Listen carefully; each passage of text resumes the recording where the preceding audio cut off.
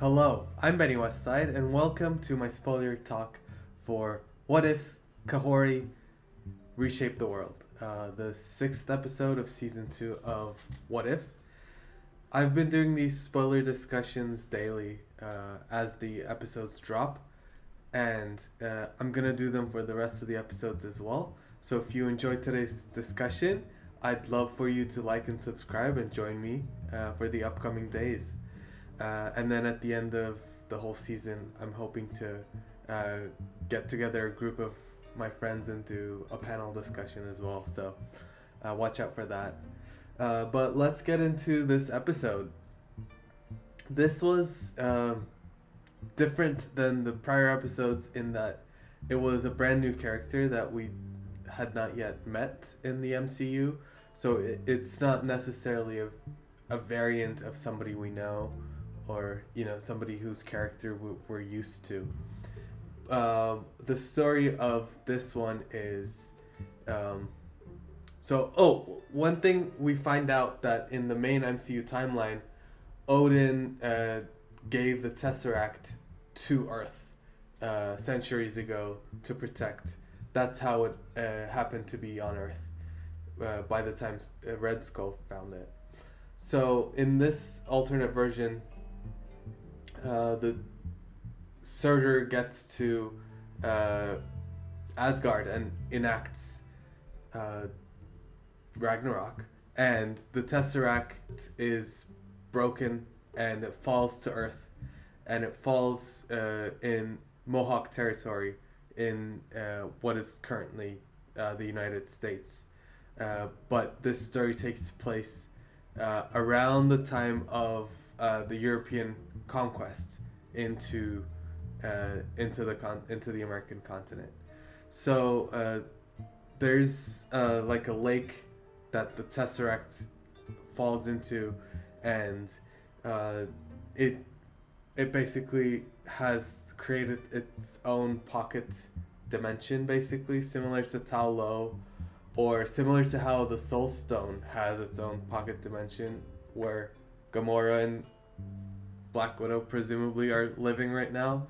Anyway, so what happens is Kahori and her brother, Kahori is a villager girl, and her brother, they're like exploring the forest around their village. They come across the Tesseract Lake. They're apprehensive, so they try to go back home, but they realize that their home is actually under siege by Spanish conquistadors. So they run back to the lake, but they're followed by some of the Spaniards, and Kahori is shot and falls into the lake, and she gets sucked into this pocket dimension. Uh, this dimension is like imbued with space stone energy. Basically, everybody from their villages past who's gone into the lake has been transported to this dimension, and everybody has telekinetic powers, basically, which is what the space stone has. I don't think any of them have shown like portals, although in the end they do create a portal. I don't know if they just use the Tesseract to do that, or they've grown to have that power. Anyway, so it's a beautiful area. Kahori immediately tries to go back home, but she can't. She hasn't really mastered the powers there, but she certainly shows like she's very resolute. She wants to go back.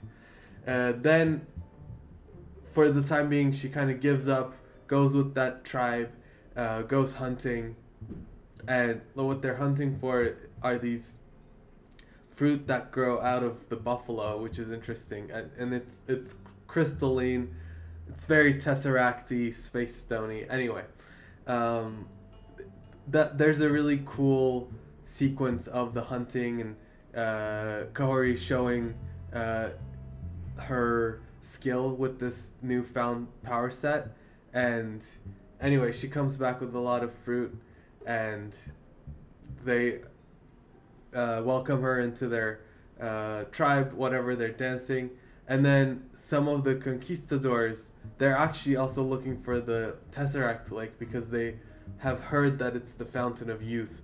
So they go into it, they get sucked in, and immediately, what this is what they would have presumed to be the afterlife, because like in that time period, they died and went to heaven presumably, and immediately the first thing they do is try to attack the people there. It's like, I mean, I don't know. I guess they're evil, right? So anyway, they do that, and Kahori just stops them, drops their bullets, is pretty aggressive towards them. I think she kind of like sinks them into the ground a little bit, and then she says, "I have to go back. You guys are over here are cowards, or you don't deserve this power if you aren't willing to use it." It is kind of similar to "with great power comes great responsibility." Anyway, she finally has such mastery of this power that she sucks the hole towards herself, the portal, and then she goes through it. The other ones don't follow, and then she goes to find the village in flames. She runs to the beach as she realizes that her whole village has been kidnapped and is being shipped off, probably to Spain. And she gets to the beach as they're being loaded on. At first, she like whooshes through the forest, and it very much has something just enter the upper atmosphere vibes from Avengers Endgame. It was really cool. And then she comes and she's very, very powerful. It was really cool to see. But eventually she gets overwhelmed by cannons and is knocked down. Then just as the leader, captain of the Spaniards is about to kill her, all the other ones from Pocket Dimension show up, and it's a very decisive win. And that's kind of it. And then there's like a scene at the end where Queen Isabella's angry, like nobody's coming back, what's going on, we have to go, show us our full might, whatever. And then Kahori opens up a portal. I don't know if she did that with the Tesseract or by herself, but anyway, she comes with a bunch of people into her throne room. Kind of threatens her, kind of just says like, you have no shot at beating us, so just stop. We either make peace or, we make peace. Something like that. And I think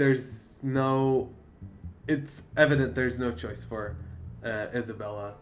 At this point, Doctor Strange Heartless opens a portal, and he's like, "Oh, Kahori, I've been looking for you." And presumably it leads up to the finale, or the double finale, whatever's going to happen there, similar to what happened last season. So I guess we're seeing her and Captain Carter in the end. That's cool. This episode was really fun.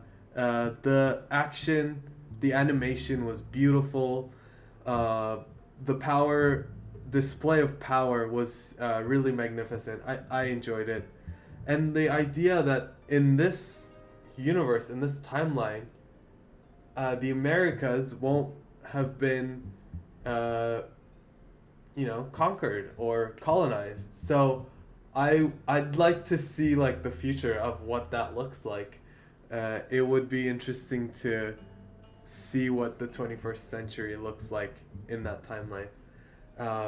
But yeah, anyway, this is a very powerful character. I'm sure we'll see, aside from What If, I think beyond that we'll probably see more of her in the MCU, I'm guessing. I don't know. It was good. I think I'm gonna give it like an 8.5. The only thing is like, because it's a brand new story, it doesn't feel like a What If story. even though it's a what if story basically to our world, uh, but we don't see the implications of it, as I said, what it looks like in the 21st century. So, yeah, nothing too much to say. As always, the animation is beautiful. The powers are visualized really well. Uh, I wonder if like something like this only works in 2D animation, and like they might not be able to make it look as gorgeous in live action. It like the glowing, everything looks really cool. Uh, Very nice episode, and I'm looking forward to seeing what Corey's gonna do down the line. That's about it. Thank you for talking What If Kahori Reshaped the World with me. I hope to see you in the next one.